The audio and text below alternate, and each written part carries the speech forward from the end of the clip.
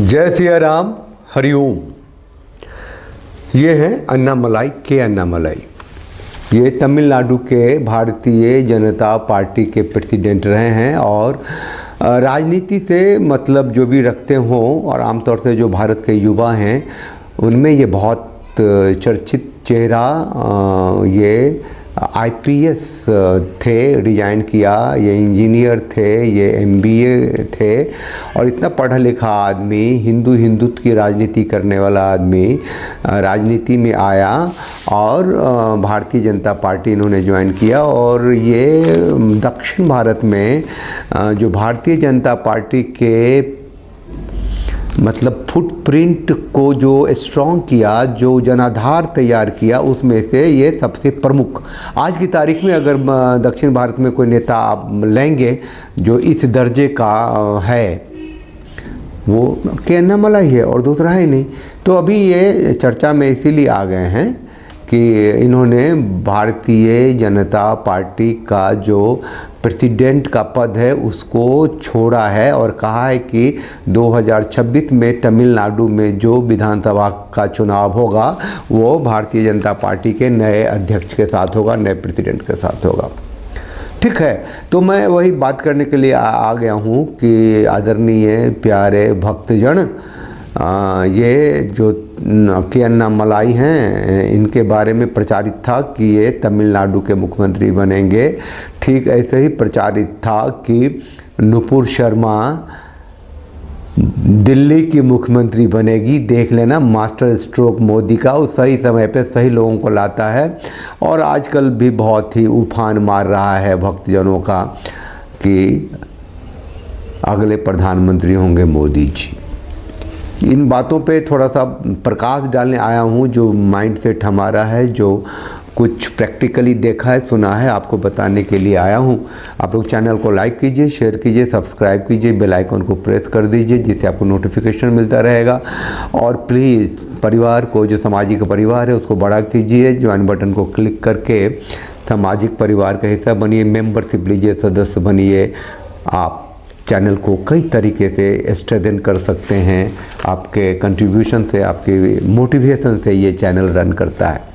तो पहले ये मैं देख लेता हूँ के अन्नामलाई के बारे में थोड़ी सी बात कर लेता हूँ।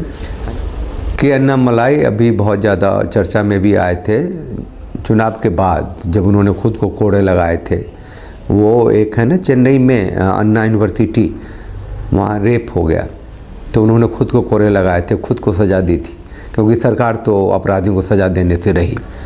कहानी ये है कि AIADMK के पलानीस्वामी जो जनरल सेक्रेटरी हैं, जयललिता की जो पार्टी है AIADMK, वो मिले थे अमित शाह से दिल्ली आके।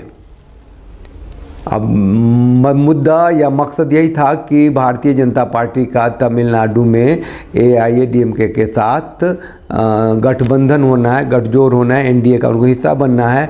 तो ये जो है के अन्नामलाई, ये तो पढ़ा लिखा आदमी है, इसके पास शब्द बहुत ज़बरदस्त हैं, एक फायरी नेता है। तो इन्होंने हिंदुत्व के बारे में जितनी अच्छी बातें बोली हैं, जितनी कठोरता से बोली हैं, जितनी मजबूती से बोली है, उतना विरोध भी किया है, DMK का और AIADMK का भी कर दिया है, मिट्टी पलीत कर दी है, ढंग से बोल दिया है।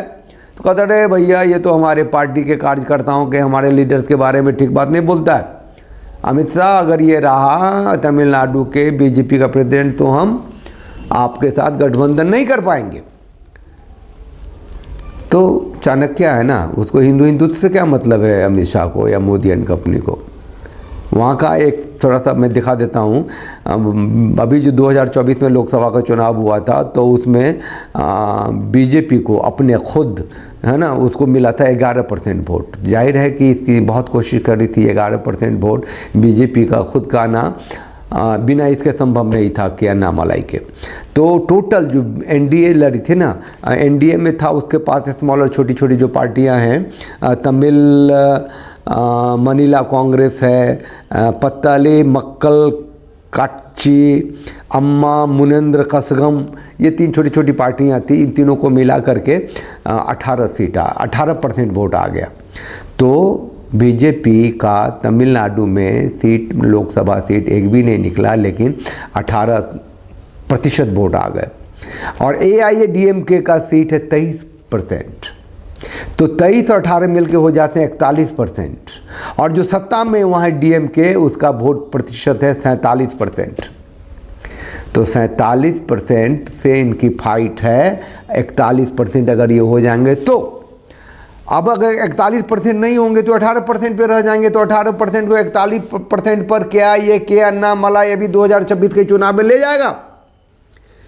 अरे भैया सीधी बात है, सत्ता की व्यवस्था में भारतीय जनता पार्टी को आना है और हिंदुओं की लाशों पे आना है। लाशों इसलिए कह रहा हूं कि मर ही रहे हैं, अस्तित्व खत्म हो रहा है, उन्हीं के वोट से आ रहे हैं, उन्हीं के लीडर से चमकते हैं और फिर धर्राक से कहीं ना कहीं कश्मीर तक में गठबंधन हो जाता है। तो तमिलनाडु है। नूपुर की बात कर लेते हैं। नूपुर दिल्ली के मुख्यमंत्री बनने वाली थी। बोल कौन रहा था?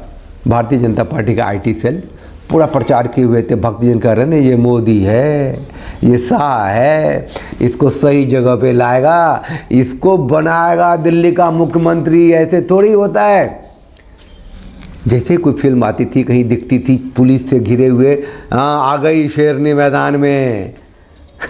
इसके बारे में थोड़ा सा मैंने डिटेल जो नोट किया ये है कि लंदन स्कूल ऑफ इकोनॉमिक्स से Nupur Sharma master of law की डिग्री ली थी, है ना। 2011 में वहाँ से पढ़ के दिल्ली वापस आई। उसे दिल्ली में ही थी। 2008 में दिल्ली यूनिवर्सिटी स्टूडेंट यूनियन से AIBP अखिल भारतीय विद्यार्थी परिषद से चुनी गई थी, है ना। 8 साल बाद कोई अखिल भारतीय विद्यार्थी परिषद यानी भारतीय जनता पार्टी का स्टूडेंट विंग का कोई प्रेसिडेंट बना था दिल्ली यूनिवर्सिटी में, ठीक है। और फिर इसको 2015 में ले आया ये प्राइम पॉलिटिक्स में। इसको भारतीय जनता पार्टी का प्रवक्ता, राष्ट्रीय प्रवक्ता बना दिया। और 2015 में अरविंद केजरीवाल के विरुद्ध इसको चुनाव लड़वा दिया। नाम तो हो ही गया, अरविंद केजरीवाल के विरुद्ध चुनाव लड़ा, दिल्ली विधानसभा का 31,000 वोटों से हारी। नूपुर शर्मा को तो कमाल की वक्ता के रूप में सब जानते ही हैं। उसका नाम हो रहा था, फेमस हो रही थी 2022 के जून 2022 के टीवी डिस्कशंस में। वो में उसने AR रहमानी था एक, उसमें वो क्या कहते हैं कि बाबा मिल गए, है ना। वो जो शिवलिंग निकला हुआ था वहाँ से काशी विश्वनाथ मंदिर से, तो उस पर बहस हो रही थी। तो शिवलिंग के बारे में कुछ उल्टा पुल्टा बोल दिया AR रहमानी ने, वो कलवा जो है। तो उसके जवाब में इसने, नूपुर शर्मा ने कह दिया, अच्छा मैं बताऊं तुम्हारी बात है, वो पैगंबर मोहम्मद के बारे में, उनकी तीसरी पत्नी आयशा के बारे में। तो उसने जो कुरान के वर्ष से जो आयातें थी उसको कोट किया। वो आहत हो गया मुसलमान लोग।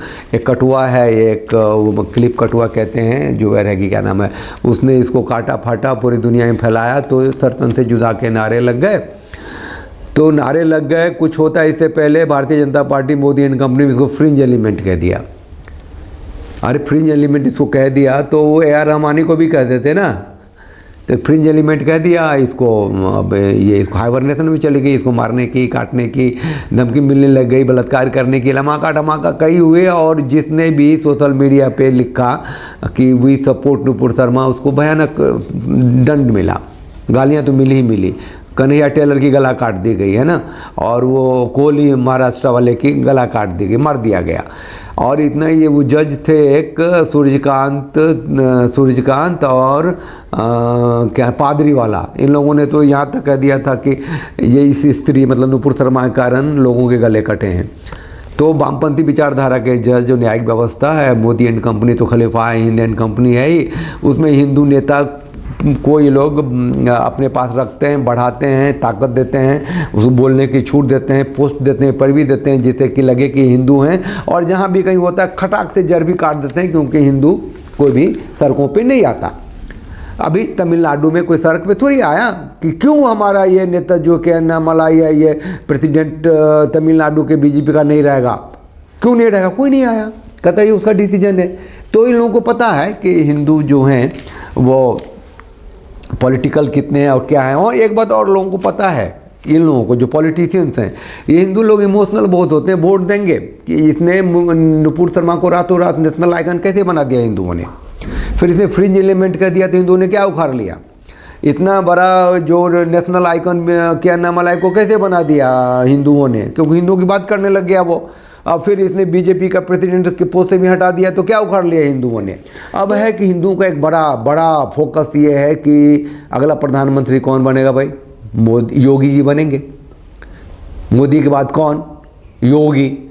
अब ऐसा है कि ये भी गीत है, ये भी नाद है, ये भी हिंदुत्व का प्रचार है। और अभी 2027 में चुनाव होना है उत्तर प्रदेश में, लमा के पूरा लैंडस्लाइड विक्ट्री मिलनी है योगी जी को। और मुझे लगता है कि शतरंज के गोटी की तरह उसमें प्यादा होता है, खेलने वाला उठाता है, वो यहाँ से उठाया वहाँ रख दिया। ऐसे ही योगी जी को भी मुख्यमंत्री से उठा के कोई मंत्री बना देगा, कुछ बना देगा। उनके हाथ पैर तो पहले ही काट ही लिए हुए हैं, उनका जो हिंदू वाहिनी जो सेना थी ख़त्म कर दिया हुआ है। तो बंदे के पास कोई ताकत तो रही नहीं, जो ताकत है पॉलिटिकल ताकत है। और एकमात्र हिंदू नेता के रूप में हैं अभी, और बहुत प्रखरता से काम कर रहे हैं, मजबूती से काम कर रहे हैं, खुल के बोल रहे हैं, दबा के बोल रहे हैं। लेकिन मेरे जैसे चंद थोड़े से लोग हैं जिनको इस बात का एहसास है कि वो आदमी भी शतरंज के मोहरे की तरह कभी भी कहीं भी रख दिया जा सकता है। और एक इंटरव्यू में योगी जी ने यहाँ तक कही दिया कि भैया मेरे को कुछ नशा है, अगर सपना है और कहीं जाना है तो भैया मैं गोरखपीठ न जाऊँ वापस, जो कुछ सेवा करूँ जहाँ का हूँ, मेरा सपना दिल्ली नहीं है। तो उन्होंने एक इशारा भी दे दिया हुआ है।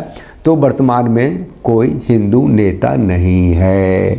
पिछले दिनों प्रवीण तोगड़िया थे जिनको कि मोदी मिट्टी में मिला चुका है, उस पर भी वीडियो लेके आऊँगा, आप लोग देखिएगा।